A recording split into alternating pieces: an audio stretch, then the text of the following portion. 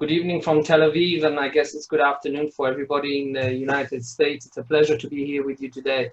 I'll cut right to the chase. Uh, my focus, before I can answer Pascaline's question, let me please just bring you up to date regarding the domestic situation in Iran, because all politics is domestic, as we know. Iranian foreign policy is greatly impacted by by domestic politics in Iran, and the situation in Iran right now. One of the most serious crises that any government has faced, not just Rouhani, is the COVID-19 crisis in Iran.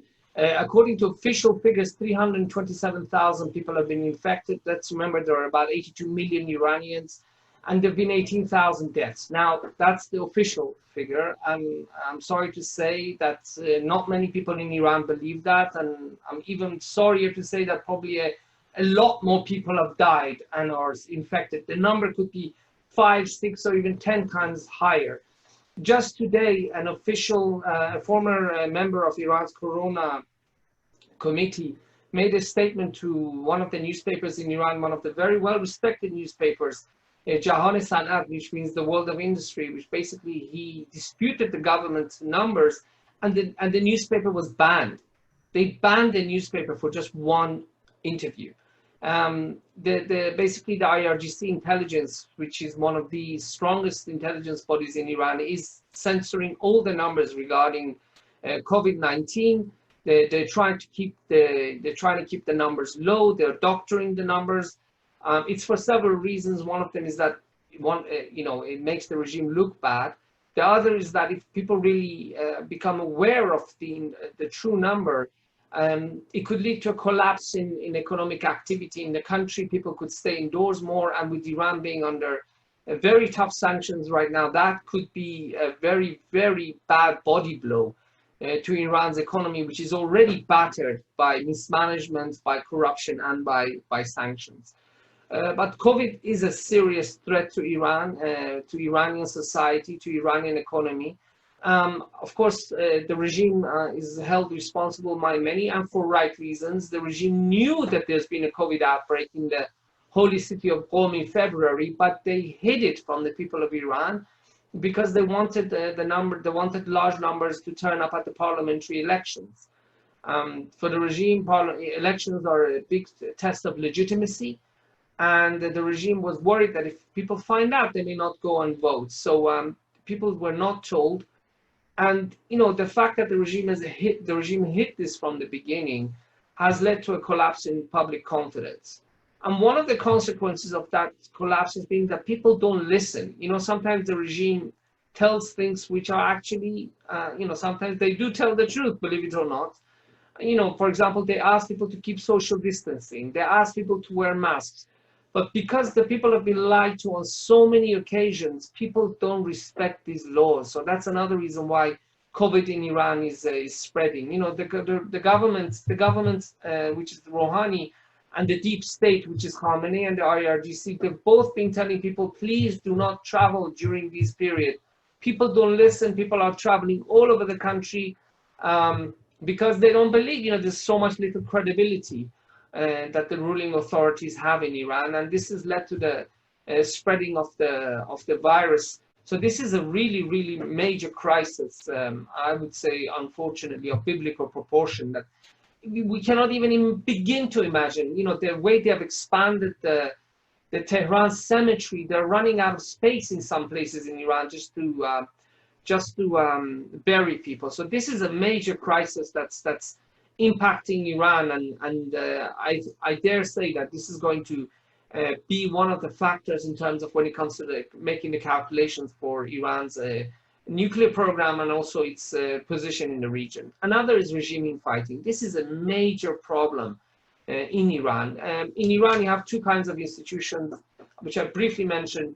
You have the deep state, which is basically states that are the organizations that were created after the revolution. Their job is to protect the revolution. This is the IRGC. You have the Guardian Council that basically vets candidates, and you have the Office of the Supreme Leader. And then you have the government. The government its officials are elected, of course, very restrictive elections, but their representatives are chosen by the people after they've been vetted thoroughly by the regime. And there's a big clash between these two. The regime basically doesn't let the government manage this issue. Now, in terms of proportions, and please don't take this the wrong way, Rouhani is one of the best politicians that Iran has had. And when you compare it to other presidents, especially when you compare him to Ahmadinejad, he has had a long experience of management, of crisis management. He's not a reformist, but the technocrats that surround him are much better quality politicians that Iran has had. And as bad as this regime is, if Rouhani was allowed to do his job, the situation with Iran would be managed in a much better way. But you have a situation where basically the regime has all the authority, the deep state has all the authority, and the government has got all the responsibility. And the government can't manage things without the authority that it basically doesn't have. I'll give you an example. If you have a crisis of the economy, 60% of Iran's economy is not in the hands of the government. It's in the hand of deep state. They don't pay taxes. Only Khamenei knows what's happening to their income. They do a lot of smuggling. In Iran, they smuggle everything. From your phone, 70% of handsets in Iran are smuggled, to even socks, cotton socks, they are smuggled in. There's all these groups that, make money of the deep state who smuggle these things. And of course, this hurts the government and they can't manage. So this infighting between the regime, which is the deep state, and the government is a major, major ailment that is hurting, of course, the regime itself, the government, and the people of Iran. You have environmental challenges. Iran is facing one of the most strongest and the toughest droughts in the recent history. It's not just leading to lack of water because people are taking water out illegally from underneath the ground. It's leading to land subsidence. So you have parts of Iran and parts of Tehran where the houses are slowly, slowly sinking because of this subsidence brought about as a result of the drought. I could go into this. This requires a whole hour about the environmental challenges, which of course have been compounded recently by locusts and the problem of pollution in Iran. Another major problem Iran faces is the economy. You have a very, very high liquidity because of the sanctions and because the Iranian regime was during Obama unable to attract the amount of investment that it needed. They basically print money. This is one of the ways they try to to keep the economy running. They keep, they keep printing money. Now in Iran, on average, every year, scientifically, the liquidity rate should be about 9%, but this number is going up by something like 30% every year. Just to give you an example, in 2018, the liquidity rate in Iran, the cash liquidity circulating around the government, the country, the economy was $63 billion. 63, let's keep that number. Now, by the end of 2021, in March, that number is expected to reach $127 billion. From $63 billion to $127 billion in the space of 3 years. This high liquidity is basically creating inflation in Iran. It's like a tsunami, we see that Iranians, on average, the inflation rate, official inflation rate for food and beverages is about 25% officially. And then that the real number is believed to be higher than that. Now, in Iran, one of the in America and Israel, they ask you where to invest your money, where is the most profitable places to invest your money. In Iran, there are 4 places that it's worth your while if you want to invest in Iran in the future, if you want to invest your money in Iran. Believe you me, there were some crazy Iranian-Israelis going back to Iran via Turkey in 2007 and investing in Iran. One born every minute, until the government in Israel stopped them because the Iranian regime tried to recruit them as spies. So the best, if you were going to invest $1 between March to June this year, the best return of your money would be in the Tehran Stock Exchange. You would have a 147% return. The next place is gold. Iranians, in order to keep their value of their savings, they buy gold, and the rate of return is 30.5%. The next destination for income is 25% is for Forex. He would have had a 25% return on income, and real estate is 19%. What does that say? What is it we don't see in there? We don't see industry. The Iranian economy, the manufacturing sector in Iran does not add to the economy because it's owned and managed in great part by monopolies or duopolies, which is basically killing the Iranian industry. It's killing jobs. That's even before sanctions. And of course, the quality of Iranian industrial products. Just to give you an example, Iran is the biggest car producer in this region. There are only 2 companies in Iran that make cars. Only 2. Just imagine in America, if there were just General Motors and Ford, that's it. You could only buy from these 2. What would that do to the quality of the products? What would that do to your rights as a consumer and to the choices that you have? It's the same in Iran, and this is another situation which is highly, highly damaging the quality of life for the Iranian people, and also the government and the regime's ability to control the situation. Now, when it comes to maximum pressure, Pascaline asked the question, is it working? Well, first and foremost, let's not forget that President Trump, I'm not an American, I don't want to comment on American politics. Of course, I have my own opinion. But looking at it from an Iranian point of view, President Trump, what he did was unilateral. He didn't leave the Iran deal with others. He did it in a very unilateral way. And it was a humiliation for Rouhani. And Khamenei really lost face. As much as the regime, the regime had to make a lot of compromises. Please don't buy this argument that it was very easy for this regime to reach the Iran deal. As much as many people think it was not perfect, it wasn't easy. So they made compromises also. But at the end of the day, it was Trump who walked out of them. And from what we know, Iran was not breaking the deal when President Trump walked out of the deal. In fact, the documents that were brought out of Tehran by the Mossad showed that Iran was not breaking the deal. So, that makes it very, very difficult for the Khamenei regime to allow Rouhani to come back to the negotiations before the US election. So it's very unlikely that they're going to do anything because they don't want to give a victory to President Trump. Of course, unless he's reelected. Unless he's reelected. So I think the regime, by hook and by crook, it's going to stay in the current situation and it's going to try to survive at least until November to see who is going to be the next president of the United States, and then from then on they're going to decide. Of course, you have to ask the question: Will Mr. Biden, if he's elected, will he just go and lift sanctions against Iran? That's not a clear answer, but at least the Iranians believe that there's going to be more hope with President Biden with Joe Biden, if he's President Biden, than with the current Trump administration. I hope that answers your question, Pascaline.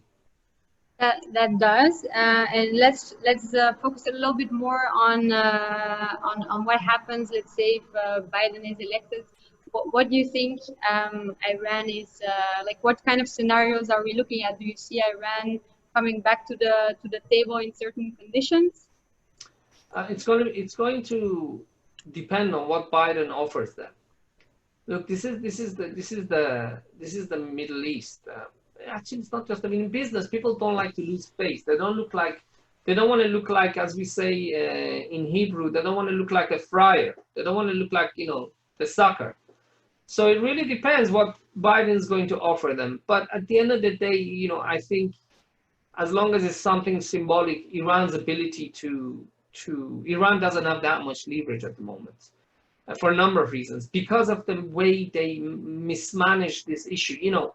When Trump walked out of the Iran nuclear deal, Iran could have said we are in the right, and they were wrong. They were wrong. No matter what we think of the regime, Trump walked out of the deal with them. But instead of bringing the people around the flag, they started oppressing, and they started cracking down against the people. They restricted the freedom of the press. They restricted the freedom of the ability of Rouhani to do things like that. So that actually created a bigger wedge between the people and the regime.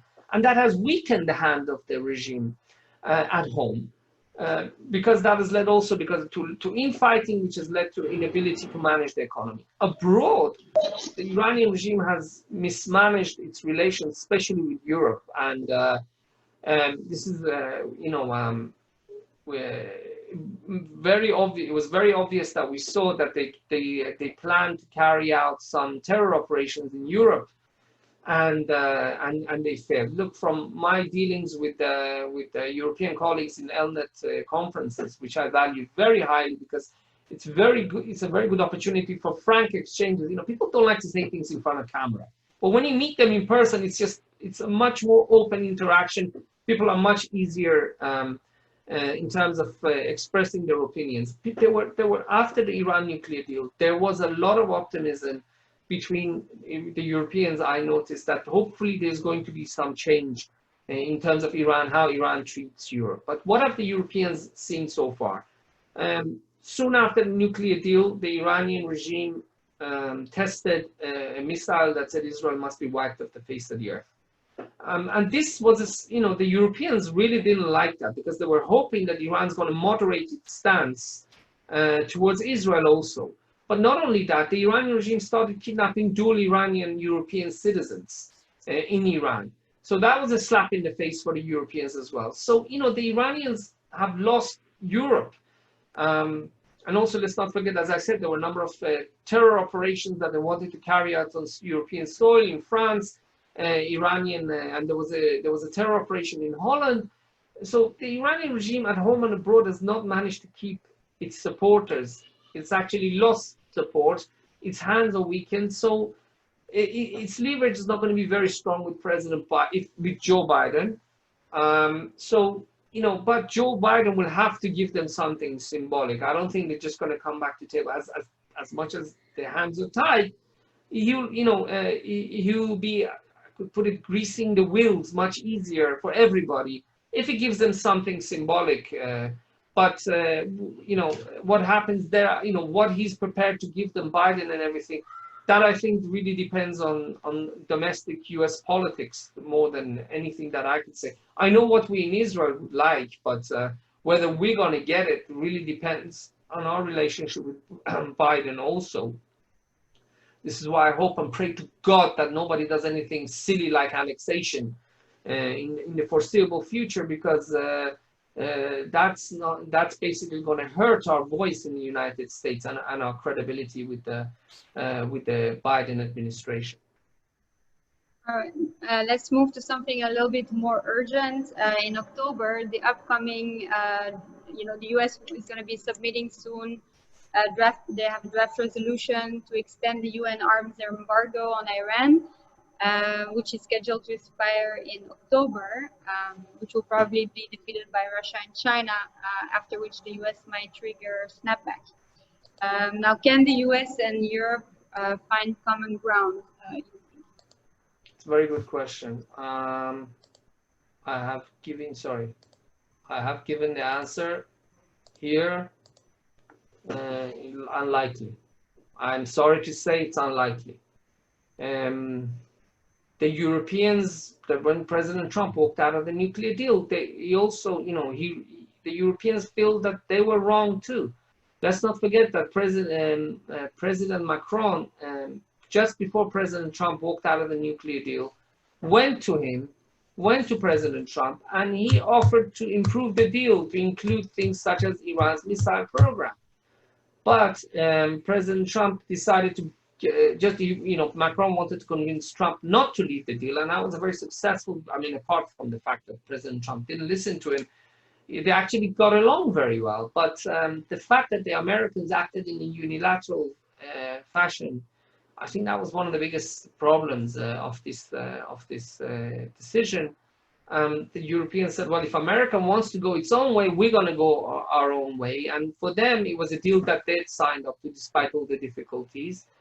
And, they feel that if, on the one hand, US left the deal, and now also to agree with America also on the arms embargo, not to lift it, that's not going to serve their interest, because America wasn't listening to them. But also, you know, that's not good news for us in Israel, but I don't think that's also going to lead to a massive, like, the Europeans are not going to sell weapons to Iran. The Europeans have got much bigger client called Saudi Arabia, who has a very, very strong bargaining power in Europe, with the French, with the Germans. So I don't think they are going to be in any hurry. The countries that also, one of the reasons why also the position of EU is probably going to be muting this is because the Chinese and the Russians, and they're going to veto it anyway. The Chinese and Russians are not going to allow the UN weapon sanctions to be reimposed. So the next question is, will they be willing to sell sophisticated weapons to Iran? And I would have to say that, you know, I'm not, if I were in Iran, I wouldn't be putting too much hope on sophisticated weapons. Weapons, yes, but sophisticated weapons, no, because the Chinese and the Russians have dealings with other countries in the region who are enemies of Iran. We have dealings with China. I know it's a little bit problematic for our American friends. That's another conversation, but the Chinese take us seriously. They take the Saudis much more seriously than us. They do amazing trade with the Saudis. They do amazing trade with the UAE. So, and also the Russians. So, you know, I think they're going to be careful not to give the Iranians very sophisticated weapons. But to answer your question, you know, in a short, concise manner, I don't think EU and US are going to cooperate on this issue. Okay.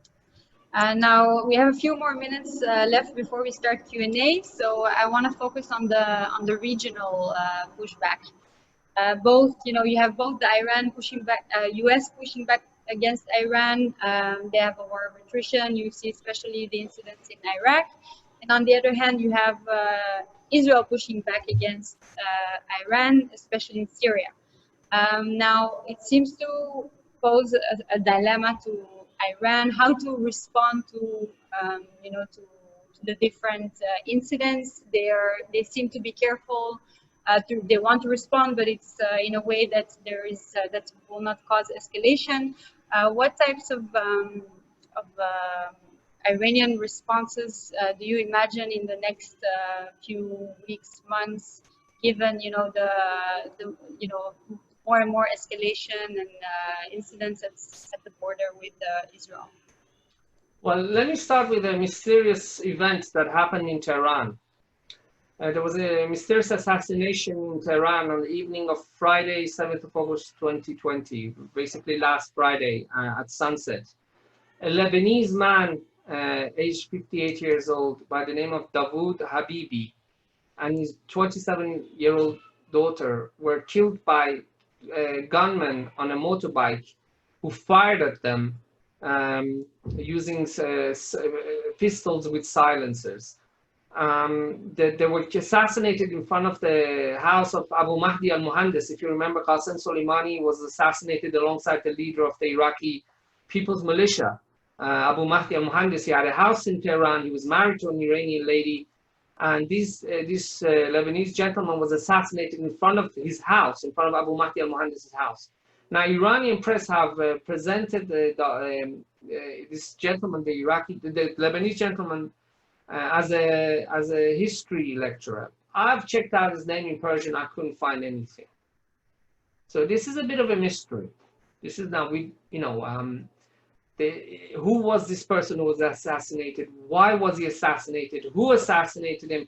So that, you know, keep an eye out on this in the future weeks. I think we may find something interesting about this mysterious person who was apparently a history teacher, history lecturer, but his name doesn't appear anything, and he was killed in a very strategic location in Tehran. Now, in terms of Israel and Iran, look, Israel has four red lines when it comes to Iran. Number one is the border region of Syria and Israel. There is good news there. According to Ehud Yaari, the Russians are actually setting up their own militia on the border between Israel and Syria, where they're going to be patrolling this region, and they're going to be basically pushing out the pro-Iranian militia. That's actually one of the inadvertent consequences of the maximum pressure campaign. because Iran has become economically weaker, the Russians are actually pushing them around more. The Russians are pushing the Iranians around more in Syria because Iran's hands have been weakened because of the maximum pressure. You know, Iran and Russia may cooperate in Syria, but there's a very strong rivalry between them. So this is on that, in that region being a red line for us, it's good news that the Russians are starting to take over. One problematic area for us, if I can just show on Google Maps,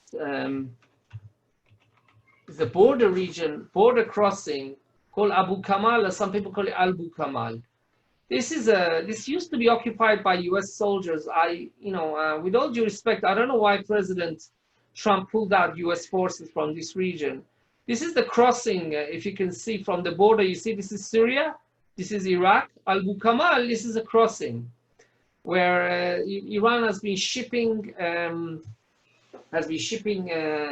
weapons and soldiers, and according to foreign press, we have been repeatedly bombing this area. Now, this is not a close area to our border, but it's a very strategically important area for us, which became problematic after the decision by President Trump to withdraw. So that, I think, it's very likely that operations in that part of Syria will continue. But in terms of our border with Syria, I think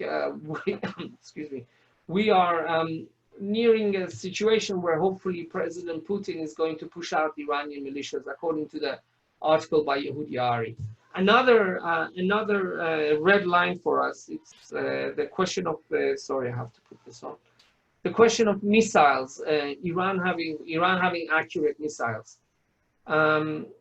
First of all, we are all saddened by what happened to Beirut, but let's not forget that Mr. Nasrallah threatened to attack the ammonia tanks in Haifa with accurate missiles 2 years ago. He's also threatened to attack the Dimona plant. So, for us in Israel, that's a red line. And it is possible, again, this is just pure assumption, that perhaps if that Lebanese gentleman was killed in Tehran, it is possible that he was part of the Hezbollah efforts to acquire accurate missiles. There have been a number of press reports have been printed about a number of other operations to stop Iran transferring accurate missiles. One of them was actually the Mossad sending UAVs to destroy a machine that was brought from Iran to Lebanon in order to help with the Hezbollah accurate missile program. And it was a very, very accurate strike, according to the press reports. So this is a red line for us in the state of Israel. It's a regime that has said, with the Nasrallah regime, that has said that it would strike Dimona and it would strike chemical plants in Israel, must not be allowed, and hopefully will not be allowed to have accurate missiles. The Iranian nuclear program, having Iran having access to machinery or capabilities that allows it to have a very short breakout, that's another red line for us. And of course, continuation of tensions, where is that going to be? To answer your questions, I think because Iran's hands have been weakened, and because the question of Iran in Israel is basically bipartisan. As many of you know, in Israel, there's not a lot of issues that are bipartisan. God Almighty. But the Iranians have managed to make this issue bipartisan, where we had Tamar Zandberg, who was the head of the Meretz party, and she said that, Iran having troops in Syria is unacceptable to the state of Israel. So when Meretz says it, you can imagine what other parties say it.